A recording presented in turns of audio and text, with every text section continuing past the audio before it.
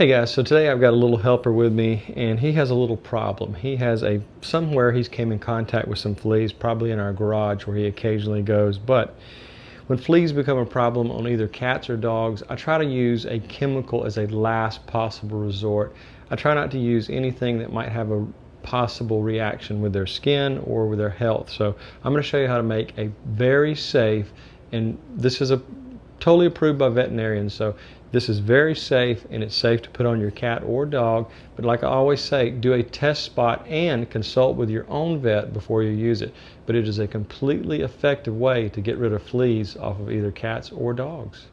So there's two stages to this. We're going to do the application stage and then a skin after treatment stage that soothes the animal's skin, whether cat or dog, and it makes them feel a lot better. So we're going to start by putting together the recipe that treats the skin first and that will get rid of the fleas fully in a matter of hours. So the first thing we're going to need is about a quarter cup of thyme, and you can either use fresh thyme like this we have growing in our kitchen window, or the type you find at your local grocery store. So thyme is the first ingredient, and I'd say roughly about a quarter cup, and we need to slice it up into very small pieces so we can extract the oils. I'm going to put on the screen the exact contents or the chemicals that are contained in thyme that help with flea treatments.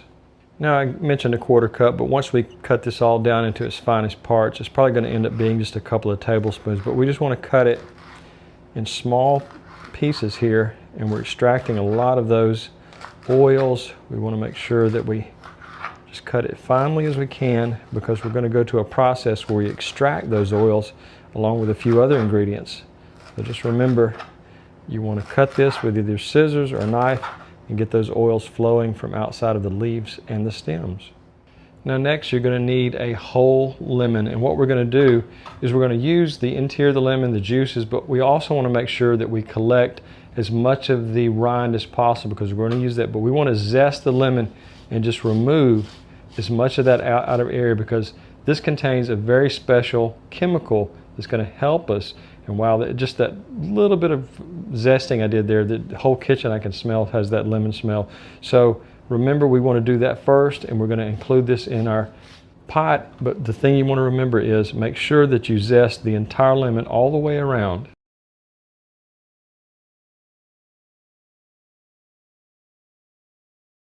Now we've cut up our thyme, we've zested our lemon, and now we're going to make about 1/4-inch cuts on our lemon all the way across, because we're going to use the entire lemon.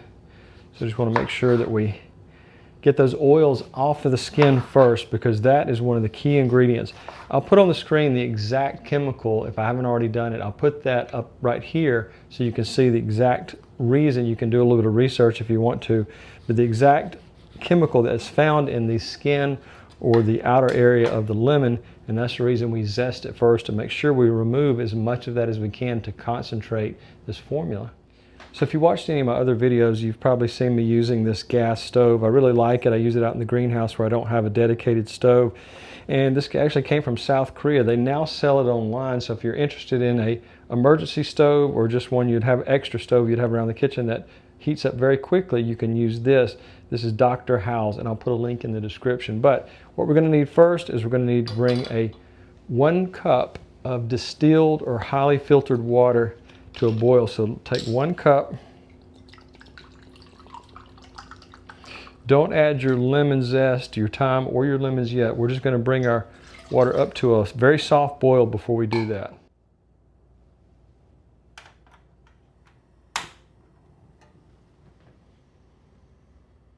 Okay guys, so now we've got it at a nice soft boil. We're going to cut this off, and we're going to allow it to cool down. We're not adding our thyme or lemon yet, but we just want this to come to a little bit cooling down temperatures. Another thing you want to remember is when we go to add the thyme and the lemon, you want to make sure you put the top back on here, because we want to capture those essential oils in our liquid. Now we want to capture as much of the essential oils and the chemicals that I've mentioned, the natural occurring chemicals inside of the thyme and the lemon. We want to wait about 15 minutes and allow this to completely cool down to room temperature. Now the next thing you want to do is you want to strain this back into your original measuring cup, and just do it nice and slowly. And remember, we left that lid on there to trap as much of the essential oils as possible. Just going to let this drain back out into our measuring cup, and then we have one more ingredient to add. Now the next thing we want to add is apple cider vinegar, and this acts as a natural flea deterrent, and also it changes the pH of the skin just slightly, which makes it much less appealing for fleas to jump on your cats or dogs. So let's add 1 cup of apple cider vinegar to our formula.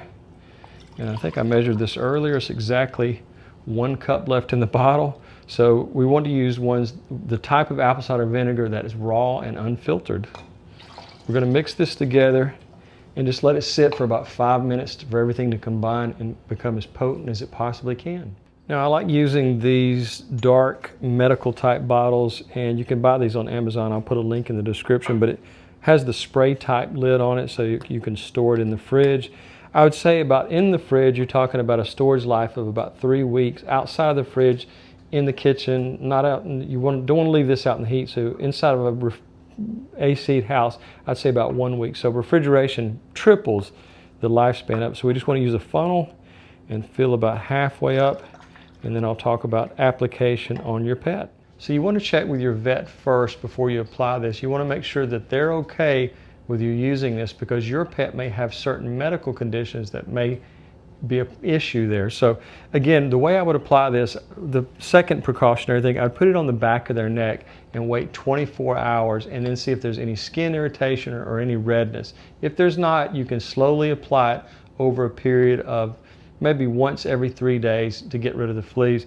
Now you can use whatever type of brush you want to. This is a common cat brush, but I find that using a human brush seems to work a little bit better. It spreads it a little bit better. So I just spray the brush itself and then work it into the coat carefully, because the brush, if you have a stiff bristle brush, it can kind of be irritating to the pet. So just gently do this over a period of about 30 minutes and just evenly spread it across the coat once you've confirmed that it's okay for your pet and there's no skin irritation or redness. Now another issue is you don't want to get this around the eyes, nose, mouth. Any open wounds or cuts on your pet, you want to avoid that. So just make sure that you're being very careful with this, because apple cider vinegar can be kind of like a rubbing alcohol effect. It can kind of sting a little bit of an open wound, and you definitely don't want to get it around the eyes, nose, or mouth. Now after you do this treatment, you can wait 24 hours, and there's a way that you can apply something that will be kind of a soothing effect to the skin, and that is rolled oats.